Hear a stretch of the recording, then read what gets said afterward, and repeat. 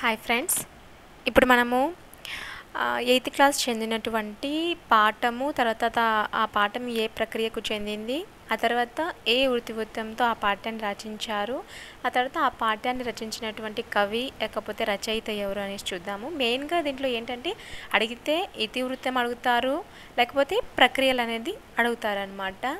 చూడండి, ఫస్ట్ పాఠం వచ్చేసి ఆంధ్ర వైభవం. ఆంధ్ర వైభవం అనేది ప్రక్రియ ఏ ప్రక్రియకు చెందిందంటే గేయ ప్రక్రియకు చెందింది. ఇతివృత్తం ఏంటంటే రాష్ట్రకీర్తి. ఆంధ్ర వైభవం అనే పాఠ్యభాగాన్ని రచించింది ఎవరు అంటే కొండెపూడి లక్ష్మీనారాయణ రచయిత అండిన. ఆ తర్వాత నెక్స్ట్ సెకండ్ లెసన్ వచ్చేసి మాతృభూమి. మాతృభూమి అనేది ఏ ప్రక్రియలో రచించబడిందంటే కథానిక. ఈ మాతృభూమి పాఠ్యాంశం యొక్క ఇతివృత్తం ఏంటి అంటే దేశభక్తి, కుటుంబ విలువలు.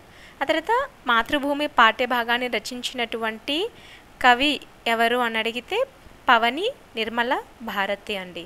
ఆ తర్వాత మనము తీసుకున్నట్టయితే శతక సౌరభం. మనం ఆల్రెడీ మన ఛానల్లో శతక సౌరభంలో ఉన్నటువంటి శతక కవుల గురించి, ఆ తర్వాత వాళ్ళు ఏ కాలానికి చెందారు, వాళ్ళు రచించినటువంటి శతకాలు ఏవి అనేసి ఆల్రెడీ డిస్కస్ చేసాము. మీకు ప్లేలిస్ట్లో ఉంటుంది, దాన్ని చూడండి. ఈ శతక సౌరభం అనేది ఇతివృత్తం ఏంటి? పాట ఇతివృత్తం అంటే నైతిక విలువలు. నెక్స్ట్ వచ్చేసి ఫోర్త్ లెసన్ నా యాత్ర. నా యాత్ర వచ్చేసి ప్రక్రియ, యాత్రా రచన. ఇతివృత్తం వచ్చేసి జాతీయ సమైక్యత, దర్శనీయ స్థలాలు. రచించిన నా యాత్ర పాఠ్యభాగాన్ని రచించిన రచయిత బులుసు వెంకట రమణయ్య. ఆ తర్వాత ఫిఫ్త్ లెసన్ సందేశం. ఈ సందేశం యొక్క ప్రక్రియ వచ్చేసి ఖండకావ్యం. ఇతివృత్తం వచ్చేసి కష్టజీవుల శ్రమ. కవి ఇక్కడ రచించిన రచయిత కవి ఎవరు అంటే గురం జాషువా.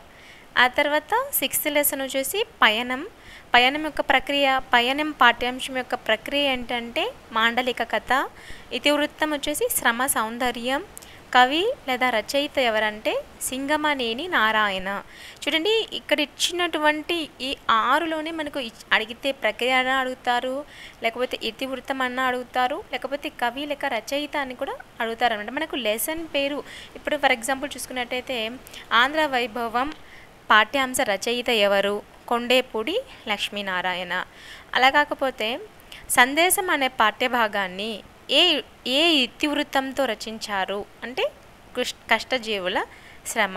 ఈ విధంగా అడుగుతారనమాట. ఇప్పుడు మనము 6th నుంచి 10th వరకు ఈ విధంగా అన్నీ మనం ఒకసారి రెఫర్ చేసుకుంటూ చూసుకున్నాం అనుకోండి, మనకు కంపల్సరీ 1 or 2 మార్క్స్ అనేటివి దీంట్లో గెయిన్ అవుతాయండి.